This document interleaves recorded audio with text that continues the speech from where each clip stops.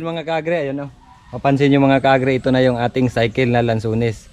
So ang ginagawa natin, hindi totally harvest kasi nga sa bakuran lang, ginagawa natin yung mga hinog lang. So kagaya nito. So hindi hina-harvest lahat kasi naman umiikot. So ito yung palagi natin ini-sprayhan mga kaagre ng ating fast grow na pulyar. So tuloy-tuloy ito. So ito yung sinasabi ko, tatlong bisis na nagbunga ngayong taon, and then yung ibang puno ngayon titingnan natin yung mga panibagong umusbong o panibagong bunga na lalabas.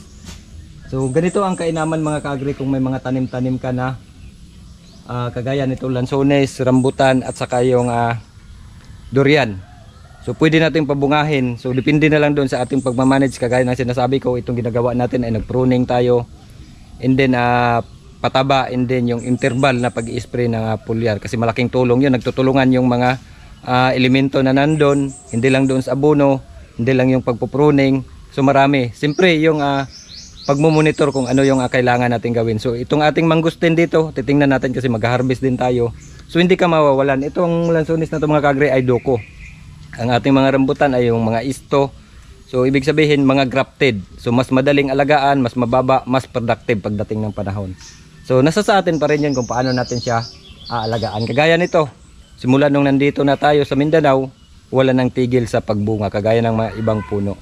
So yun ang ina mga kaagre kung tutukan talaga natin yung mga tanim, mabigay natin yung kanilang gusto. Kagaya nito, wala tayong tigil sa pag-harvest ng lansones.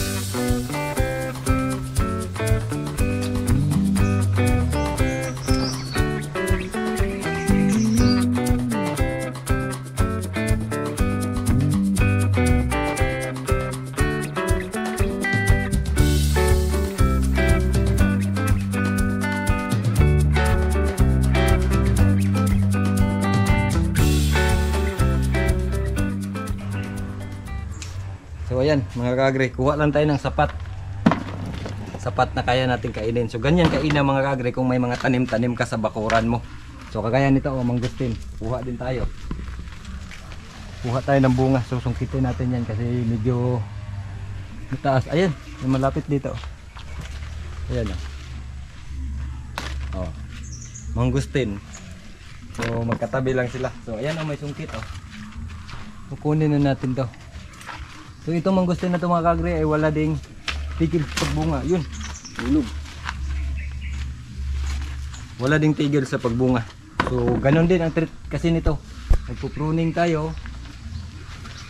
Itong mangustin na ito mga kaagre nasa 6 years na to.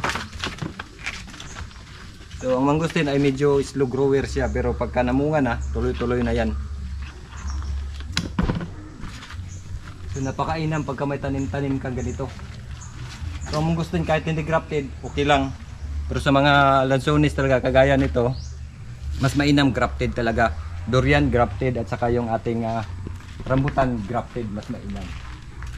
So paubos na ang bunga nito pero marami pa dun sa taas. So tama na yun, 3 piraso. Tingnan mo mga kaagre, ito yung sinasabi ko mga kaagre Nakatatapos lang nagbunga, may mga sumunod na hilaw. So sumunod na hilaw na naman. So ibig sabihin makikita mo talaga yung cycle niya. And then ito mga kaagre, ang mga susunod na naman na bunga, ayan, ilapit mo, i-zoom mo. Yan na naman ang mga susunod.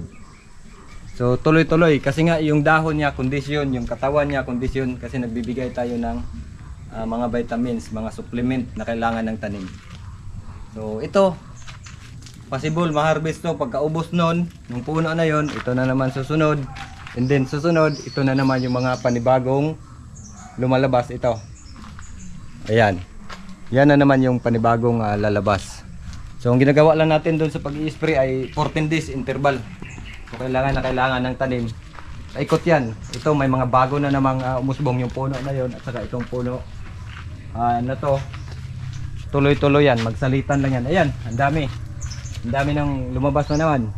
So hindi mo masasabing season lang kasi nga iba't ibang puno, iba't ibang stage. Iba't ibang stage yung kaniyang pagbubunga. So alam niyo mga kaagre nung nagsimula tayo rito, tuloy-tuloy hanggang sa ngayon. So sa una lang yan, sa umpisa, mahirap siyang pabungahin. Pagka nagawan mo na ng treatment, tuloy-tuloy na yan, paikot-ikot na yan. So ayan, maraming salamat mga kaagre. So share ko lang, ayan hindi ka mawawala ng prutas sa iyong bakuran. So magtanim at alagaan. Magandang araw mga kaagri. Mabuhay tayong mga farmers.